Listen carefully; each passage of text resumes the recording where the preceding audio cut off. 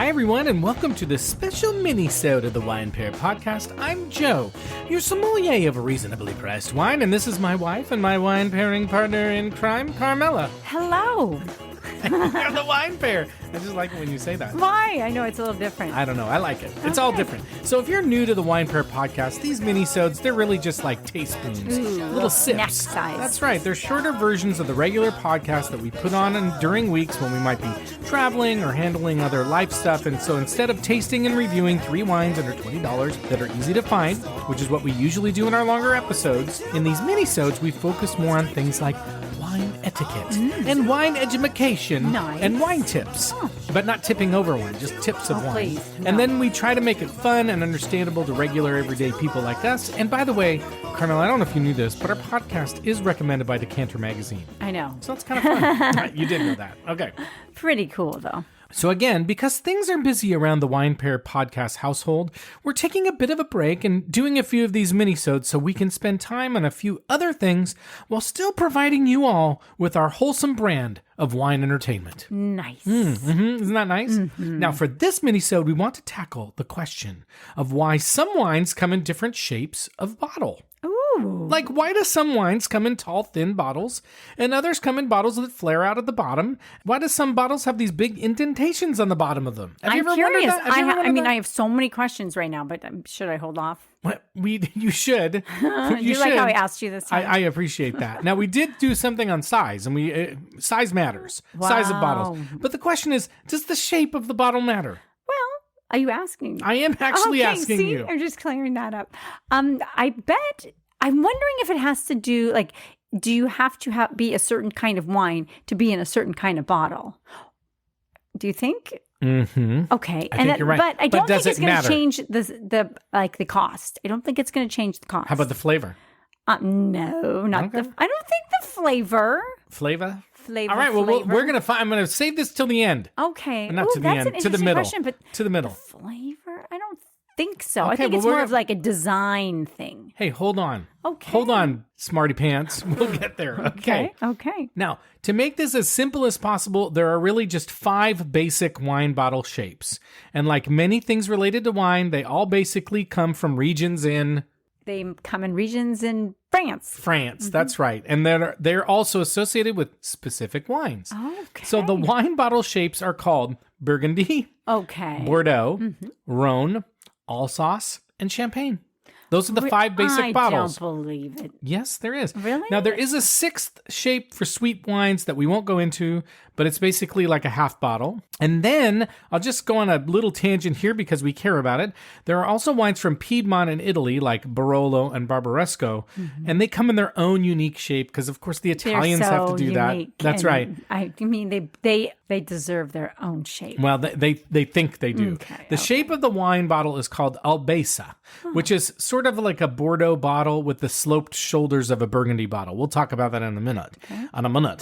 You can tell this wine bottle by its shape, but also because the wine bottle is often embossed with the name. Okay. And the bottles originally come from Alba.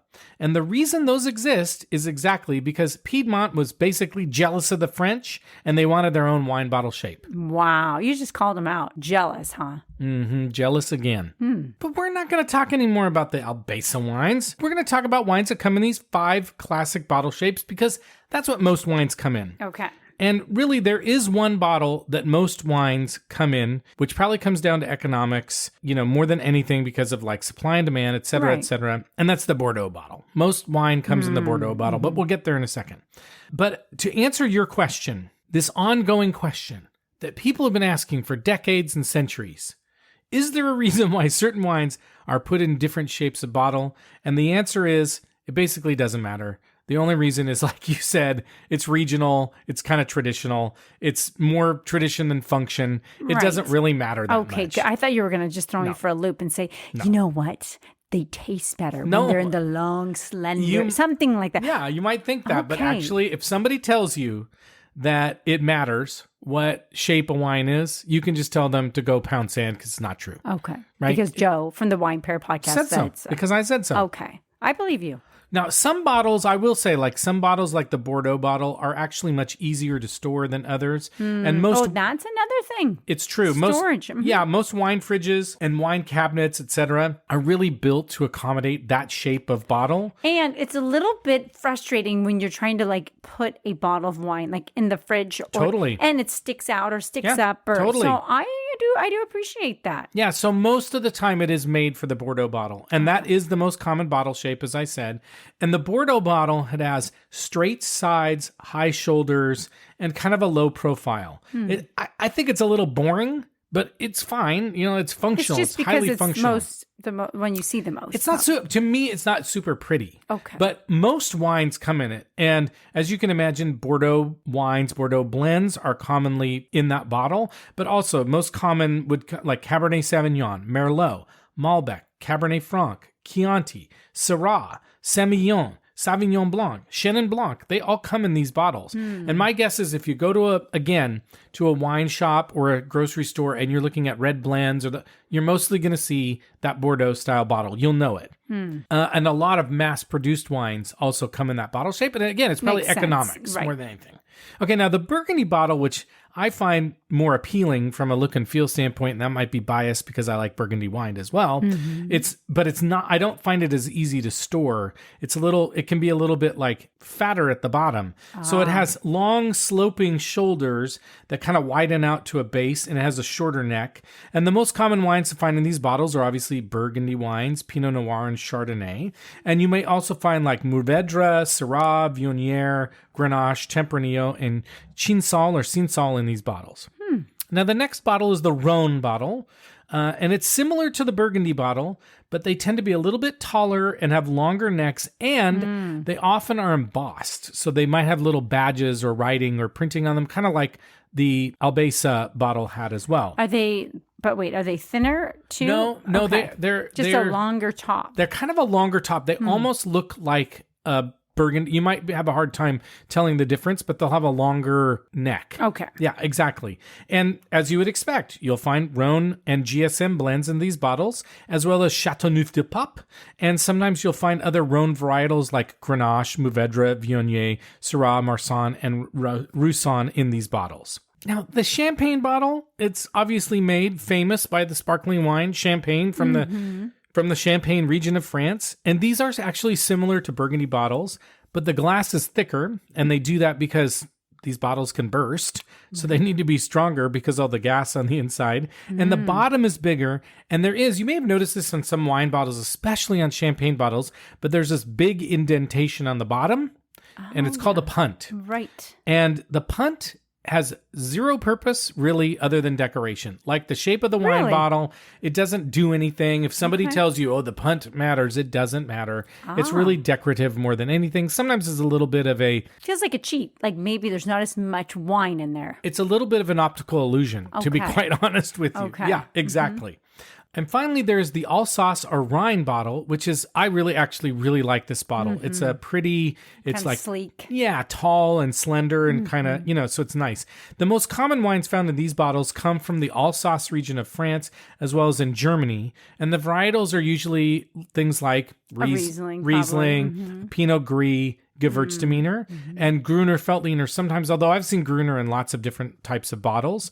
And I've actually we had an Alsace Pinot Noir that came in that long, slender bottle. It was very good, but uncommon to find a Pinot Noir in that Alsace bottle. Yeah, but I like really, that. They're very pretty. Yeah, they are. I think on a table, they're kind of more feminine. They are, and I think they're also I think they kind of are, and I think they're also just fancy. Like they just feel are more elegant, fancy. Yeah. more formal. Yeah, I'd agree. They're more delicate. They almost look more delicate. So there it is. Interesting. Do you have a favorite bottle shape, Oh, Carmela? for sure, the Alsace.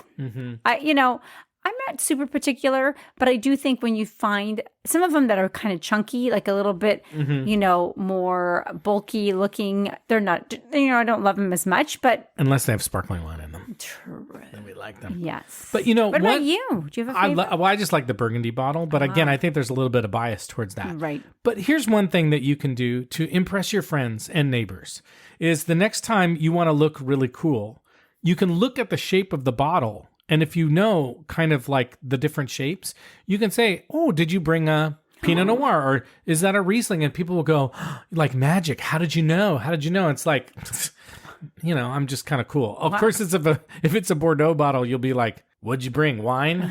But you may be able to impress your friends if they have a like study up. Study up. That's Study up right. so you don't, misstep it. But That's right.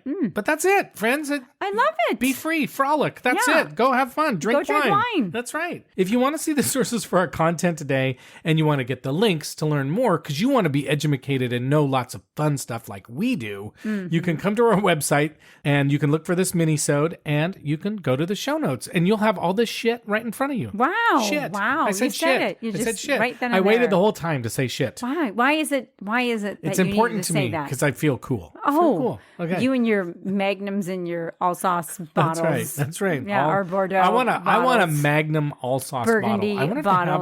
if they have those. I don't know. Okay. Well, you can also check out our other minisodes or our regular episodes to learn more on our website or your favorite podcast service. You can follow us on Instagram at The Wine Pair Podcast. You can visit our website, thewinepairpodcast.com. And in any of those places, you can reach out to us directly. In a lot of those places, you can also leave us a rating and review, which we would really appreciate. Nice. And you can subscribe, which would be really fun. And you can also send us an email at joe@thewinepairpodcast.com.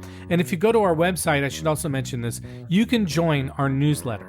It's an amazing newsletter. You will not believe it. In fact, you won't. I don't You believe won't even know how you were living without it. Yeah, exactly. Once you get the first one, you'll be like, where have you been all my life? And you'll be like, I have to wait 30 more days for the next one. I can't- 31 more days. Or 28 sometimes. Or 28. Sometimes that's a good 29 one. every 4 once years. In a while. Yeah. No, that's a big deal. Yeah, it is a big deal. And on that note, we will see you next time. And remember, as we like to say, life is short, so stop drinking shitty wine. Bye-bye. Bye. And the happy ending